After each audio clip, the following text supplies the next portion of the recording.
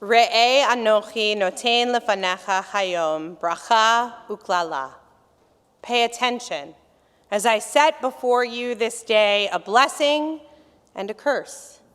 The blessing if you obey the commandments of Adonai your God, and the curse if you do not obey the commandments of Adonai your God, but turn away from the path. This is how our parsha begins. Before even laying out the rules, God tells us that we have a choice to follow them and be blessed, or not and be cursed. The life we lead is up to us. We understand the expectations and the consequences. The choice, while weighty, does not feel challenging to make because we have all the knowledge we need with which to make it. As Reformed Jews, this text resonates with us a great deal. Our movement was founded on the idea of choice through knowledge, not blind choice, not simply ignoring a ritual because we don't know about it or do not have the tools to accomplish it. No, to be a Reformed Jew is to understand the plethora of mitzvot and ritual observances, to study them and try them out, and after doing all of that, to then make a decision of whether or not to embrace the element of our tradition. Not to reject out of hand, but to make an informed choice. Indeed, we know that informed choice is the only way to ensure that something is actually a choice and not simply a default or a forced reality. And generally, informed choices usually lead us to making the right choice or better choices or even a more hopeful one. Each summer, when I serve on faculty at the URJ Eisner Camp in the Berkshires, I spend a great deal of time reflecting on not just what we teach our children, but how we teach them. Camp challenges me to be not only intentional, but authentic and honest. Without the distractions of technology, homework, sports teams, social media, parents, more, campers are incredibly aware and attuned. And when campers do not get their need for deep, authentic learning met, they push back. This summer, I witnessed this frustration and anger firsthand. During a presentation about Israel with our oldest unit, a camper raised their hand and asked if it was true that Israeli soldiers in the West Bank sometimes shoot civilians. If you work with teens, you know that that question is loaded way beyond the words that it entails. The presenter, however, was clearly not prepared for this level of question, nor willing to engage in the layers of nuance needed to answer it, and responded with, "Well, I don't know any incidents like that," and moved on. The room changed. It was a disheartening moment, not because her answer was innately wrong, but because it shut down the conversation. Our campers wanted and deserved more information, more conversation, more subtlety.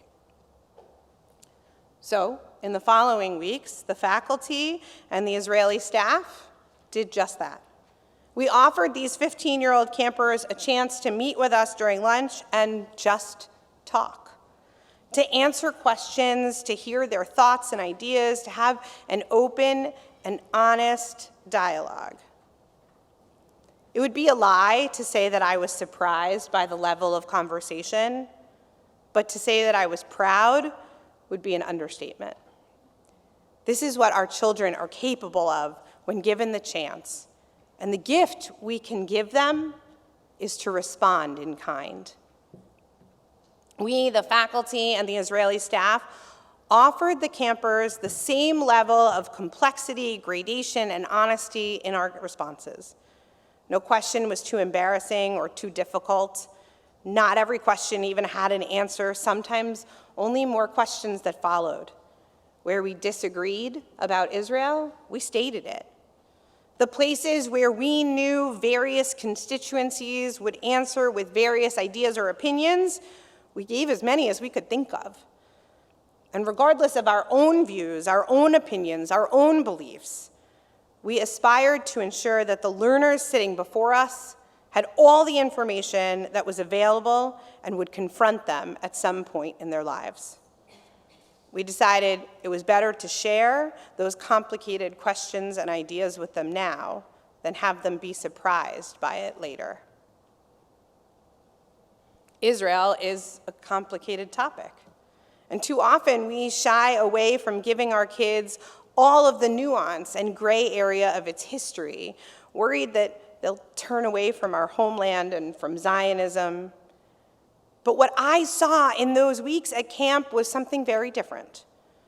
It was teens wanting to connect with Israel and be honest about the realities of that country while learning to love it. I feel confident that because they know more about the state of Israel, those 15-year-old campers will always believe in Israel's right to exist and our people's deep connection to it. Re'eh anochi noten lefanecha hayom bracha uklala. Pay attention as I set before you this day a blessing and a curse. Blessings have challenges. Curses can be appealing. Yet choice, lasting choice, comes only when we know all the parts of each option. An informed choice means just that, being fully informed. Our job as parents, teachers, trusted adults is to give all of the information and answers to every question, regardless of complexity and regardless of the narrative we want to tell. It is within these honest conversations that trust is built and that our students and our children will have the tools to make a real choice. Not a choice guided by fear or forced by minimal knowledge. No, those are just oases in the desert that allow us to feel good because we believe we have helped our children to value what we also value.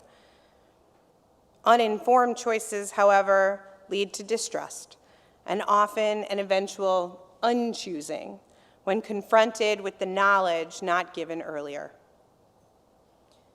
I am aware that my life might be easier if I chose the curse and chose not to follow God's commandment.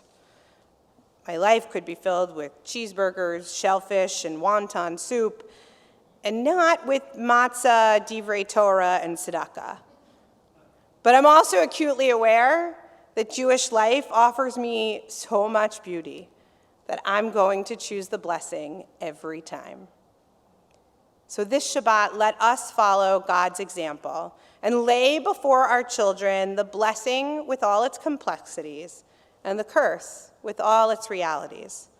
Let us allow our children to see behind the curtain and realize that nothing is simple, nothing is easy, and nothing is without nuance. Let us give them the blessing of an informed choice and trust our thoughtful, insightful, beautiful children to do just that, to choose. Re'eh anochi noten lefanecha hayom bracha uklala.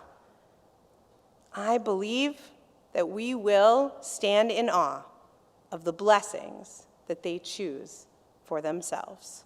Shabbat Shalom.